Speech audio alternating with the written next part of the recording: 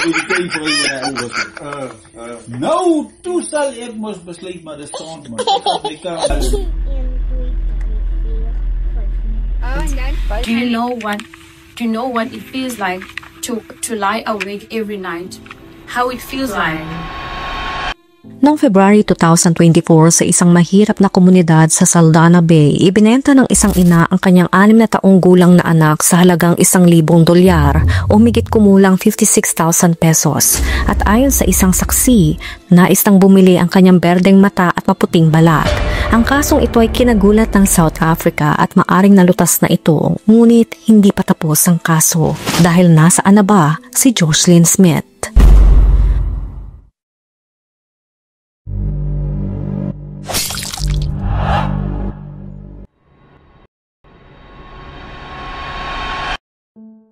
Si Joshlyn Smith ay isang 6 years old na bata na anak ni Raquel Kelly Smith na 33 years old at si MK. Mayroon siyang 2 kapatid, isang nakakatanda at isang nakababata. Bagamat hindi malinaw kung kailan o kung tunay na naghiwalay ang kanyang mga magulang, si Joshlyn at ang kanyang mga kapatid ay naninirahan noon kasama ang kanilang ina sa Middle Post Settlement, isang mahirap na komunidad sa Saldanha Bay, ilang oras ang layo mula sa Cape Town, South Africa. Siya ay nag-aaral bilang grade 1 pupil. Ito'y sa Diazville Primary School sa Middle Post, parte ng Saldanha Bay area. Ayon sa kanyang guro, si Joshlyn ay isang tahimik at malinis na estudyante. Mahilig siya sa mga gospel songs at ang paborito niyang kanta ay God Will Work It Out. Inilarawan naman siya ng kanyang punong guro at mga kaklase bilang isang mabait, maamong bata at palakaibigan. Palaging sinisiguro ng kanyang ina na maayos si Joshlyn, nakaayos ang buhok, maganda ang kasuotan at malinis ang itsura. Inilarawan pa niya ito bilang isang batang may pangarap na maging modelo balang araw. Tila lahat ay maayos at masaya sa mundo ni Joshlyn hanggang sa dumating ang madilim na araw ng February 19, 2024. Bandang 2:00 ng hapon ay ang huling pagkakataong nakita si Joshlyn. Pagkalipas ng ilang oras nang mapansing nawawala ang bata, agad na kumilos ang buong komunidad. Ayon sa kanyang pinsan na si Ralph, nakita niya si Joshlyn noong mismong araw ng pagkawala nito, nakasuot ng pink na gown or dress at nakatsinelas. Sa paghahanap, may mga nagboluntaryo, gumamit ng mga drone at search dogs at nakiisa maging ang mga pulis sa malawakang paghahanap. Ngunit sa gitna ng kaguluhan at pag-aalala ng lahat, kapansin-pansin ang tila malamig na kilos ng kanyang ina na si Kelly Smith. Habang ang mga kapitbahay ay nagpupuyat at nag-aalala hindi lamang para kay Joshlyn kundi pati sa kaligtasan ng kanilang mga anak, si Kelly ay tahimik na natutulog sa loob ng bahay. Walang luha, walang takot, walang kaguluhan. Ang kanyang katahimikan ay nagsimulang magdulot ng pagdududa. Sa panahon ng paghahanap, may kakaibang sinabi si Kelly sa guro ni Joshlyn. Inangkin niya na sinabi sa kanya ng isang Nigerian na lalaki na si Joshlyn ay nasa isang barko sa loob ng isang container patungong West Africa at pagkatapos sa mas mahinang boses dinagdag niya, si Buha ay inosente. Ngunit sino si Buha? Ito ay ang bagong kasintahan ni Kelly na kasama sa bahay ni Joshlyn noong araw na ito ay naglaho.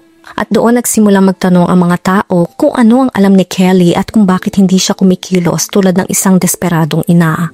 Maging ang lokal na pastor ay lumantad. Sinasabing 1 taon bago mawala si Joshlyn ay nabanggit ni Kelly ang pagbebenta ng kanyang mga anak. Sinabi ng pastor na sinabi ni Kelly sa kanya na makakakuha siya ng 20,000 rand o higit kumulang $1,000 para sa bawat bata. At kung masyadong mahal iwan, handa siyang ibaba ang presyo sa halagang $275.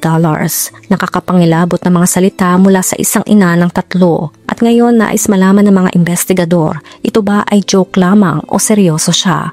Pagkaraan ng 2 linggo, dinala ng pulisya si Kelly, ang kanyang kasintahan na si Buha, ang kaibigan niyang si Stefano Van Ryn at ang matalik na kaibigan at kapitbahay ni Kelly na si Laurentia Renz Lombard para tanungin. At ang tunay na kwento ay nagsisimula pagkatapos nilang posasan. Si Ren Lombard ang unang bumigay at ang unang nakakuha ng immunity deal. Ayon sa kanya, nagsimula ang bangungot na ito isang araw bago nawala si Jocelyn. Dito umamin si Kelly ang sariling ina ni Jocelyn ng isang bagay na hindi kapanipaniwala. Sinabi niya kay Ren na ibinenta niya ang kanyang anak sa isang sanggoma. Ang sanggoma ay isang tradisyonal na manggagamot o espiritual na tagapayo sa mga kultura ng Katimugang Afrika, partikular sa mga Zulu, Xhosa at iba pang mga grupong nagsasalita ng wikang Nguni. Mahalaga ang kanilang ginagampanan sa pagpapagaling ng komunidad, pakikipag-ugnayan sa mga ninuno at pagsasagawa ng mga ritual. Ngunit bakit binigay ng ina si Jocelyn sa mga ito? Dahil daw ang nakausap ni Kelly ay gusto mga berdeng mata at maputing balat ni Jocelyn at ang presyo ay 20,000 rand o higit kumulang $1,000.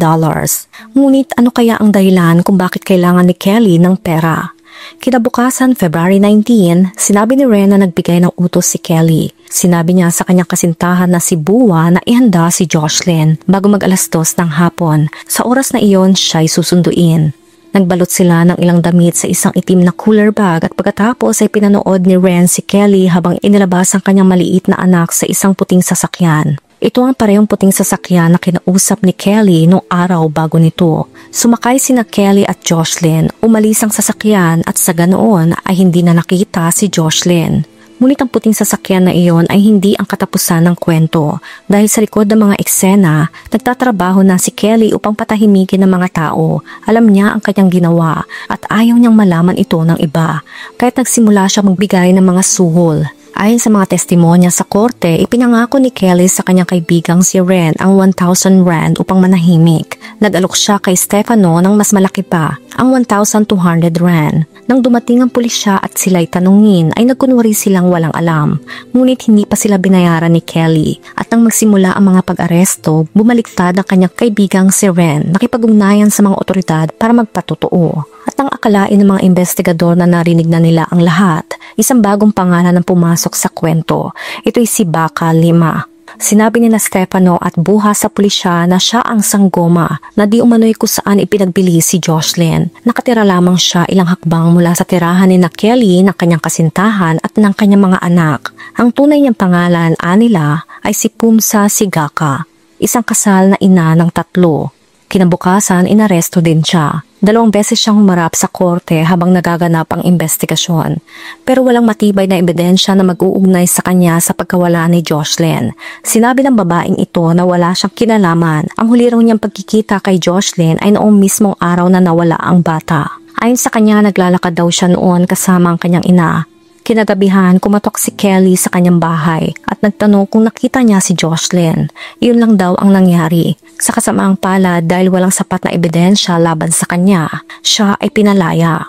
Ngunit, hindi tahimik na tinanggap ni Kelly ang pagkabagsak. Itinanggi niya ang lahat ng paratang laban sa kanya at ibinalik ang sisi sa mga taong nagtaksil sa kanya.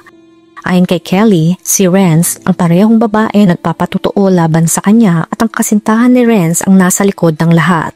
Ito ay isang dati ng taktika, ngunit may nawawalang bata sa sentro nito. Mayroong nagsisinungaling at ang katotohanan ay tila mahirap pa rin maabot. Ayon kay Kelly, nagkaroon lamang siya ng isang normal na araw. Sa kanyang sariling salita, ganito ang nangyari. Anya, bumangon siya bandang alas 7 ng umaga, binihisan si Jocelyn at ang kanyang nakababatang kapatid. Binigyan sila ng pagkain at sinabi sa kanila na hindi sila papasok sa paaralan dahil marumi ang kanilang uniforme. At pagkatapos, bandang 8:15 ng umaga, sinabi niyang ibinaba niya ang kanyang bunsong anak sa isang child care center sa bayan at nagtungo sa trabaho sa isang bahay kung saan siya naglilinis. Pagsapit ng 9 ng umaga, Anya, nasa trabaho na siya. Ngunit pagkatapos ay nagbago ang takbo. Bandang 11:30 ng umaga, sabi ni Kelly, humiram siya ng pera sa kanyang employer at bumili ng bawal na crystal na substance na kilala sa lugar bilang tick. Nagsigarilyo sila ng kanyang kasintahan at pagkatapos, Anya bumalik siya sa trabaho. Sa pagitan ng 12:30 at 2:30 ng hapon, inatid niya ang kanyang anak sa kanyang lola. Tinapos ang trabaho at sinundo ang anak na naiwan niya sa daycare. Pagsapit ng 4:45 ng hapon, nasa bahay na siya. Sabi niya tinanong niya si Buha kung nasaan ang mga bata. Sinabi nito na nasa paligid si Jocelyn. Nagpatuloy ang gabi sa parehong paraan. Dumating si Stefano. Ang 3 sa kanila ay gumamit pa ng bawal na substance. At sa huli, pagsapit ng alas 7 ng gabi, ayon kay Kelly ay nagsimula na siyang maghanap. Una sa mga kapitbahay at pagkatapos bandang alas 9 ng gabi ay tinawagan na niya ang pulisya. Ngunit narito ang problema, hindi tugma ang kanyang bersyon. Ang babaeng sinasabi ni Kelly na pinagtrabahuan niya noong araw na iyon ay nagsabi sa mga investigador na hindi kailanman nagpakita si Kelly noong araw na iyon. At pagkatapos mayroong kaibigan si Kelly ang naglabas ng matinding pagsisiwalat sa korte na nagsasabing ibinenta si Jocelyn kinabukasan bago siya mawala. Ang kanyang kwento ay ganap na sumasalungat kay Kelly. Sa anumang paraan, nawawala si Jocelyn at mas mahirap nang hanapin ang katotohanan. Nagsimula ang paglilitis noong March 2025. Ipinakita ang isang video clip ng isang tumatawang si Jocelyn Smith ang nagpaiyak sa karamihan ng mga tao sa korte. Sa kasamaang palad ay walang matibay na ebidensya kung ano talaga ang nangyari kay Jocelyn. Walang labi, walang crime scene, walang forensic evidence. Lahat ay umaasa sa isang tao, ang dating kaibigan ni Kelly na si Renz Lombard. Inamin ng hukom na hindi siya perpektong saksi. Nagbago siya ng kwento ng higit sa isang beses. Ngunit sa huli sinabi ng hukom na siya ay kapanipaniwala sa mahalagang punto. Sinusuportahan niya mga pahayag na ibinenta si Jocelyn sa halagang 20,000 rand. Nagbigay siya ng mga pangalan sina Kelly, Buha at Stefano. Sinabi niya na silang lahat ay kasama sa plano mula sa simula. 2 pulis ang nagpatotoo na inimbestigahan nila ang anggulo ng sanggoma at walang nakitang tunay na patunay na ibinenta si Jocelyn sa sinumang manggagamot para sa mga bahagi ng katawan. Ngunit malinaw na mayroong may hawak sa bata, hindi lang nila alam kung sino. Tungkol sa mga akusado, sina Kelly, ang kanyang kasintahan at si Stefano ay nanatiling tahimik. Hindi nagpaliwanag ng anuman, hindi kailanman sinabi kung nasaan si Jocelyn o kung buhay pa siya. Ngunit hindi sumuko ang pulisya. Patuloy silang naghahanap kay Jocelyn Smith. Matapos ang 2 mahabang buwan sa korte, lumabas na ang hatol. Lahat ng 3 ay guilty sa pagdukot at human trafficking na kaugnay ng pagkawala ni Jocelyn. Nang basahin ng hukom ang hatol, napaiyak pa si Kelly. Ngunit sa gallery may palakpakan, sumigaw ang mga tao sa courtroom. Nabunutan sila ng tinik dahil meron ng mananagot. Ngayon lahat ng nasasakdal ay humaharap sa posibilidad ng habang buhay na pagkakakulong. Ngunit kahit pa nagkaroon ng guilty verdicts, isang nakakasakit sa puso na tanong pa rin ang nangingibabaw. Nasaan si Jocelyn Smith? Naniniwala ang hukom na makakuha sila ng mas maraming kasagutan sa pagpataw ng sentensya. Sa kabilang banda, mga kapatid naman ni Jocelyn ay nasa mga mabuting kamay na ngayon. Ang panganay niyang kapatid ay nasa lola at ang bunso ay nasa kanyang biological na ama. Hanggang sa araw ng recording na ito, walang sino man ang nakakaalam kung ano na ang nangyayari kay Jocelyn Smith. Ikaw, may masasabi ka ba sa kwento natin ngayon? Let me know sa comment section. Kung nakaabot ka sa video na ito ay maraming salamat. Huwag kalimutan mag-like, share, subscribe, and turn on the notification. Ingat ka palagi. Ciao!